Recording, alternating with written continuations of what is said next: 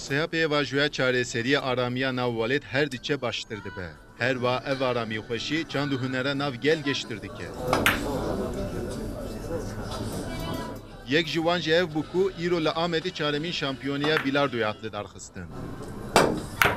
Li herêmê lîstika bilardoyê gelekî bi nav û deng e. Ji ber vê jî Amedî di nav sporan de ciyekî girîng didin bilardoyê.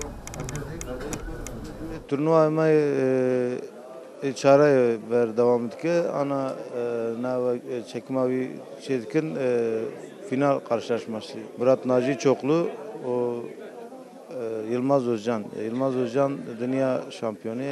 Murat Naci Avrupa şampiyonu. Finalde karşılaşmış ben. Her sal ve yarışma şedveli verildi Diyarbakır Ahmedi. Daima şedve.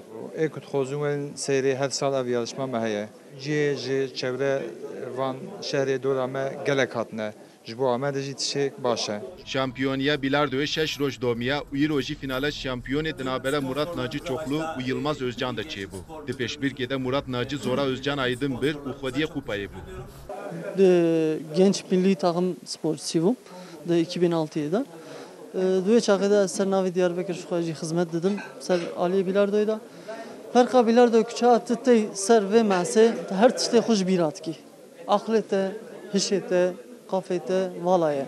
Sadece titske ve mesedayı, titske van topadayı. Şampiyona finalci İro Çebu.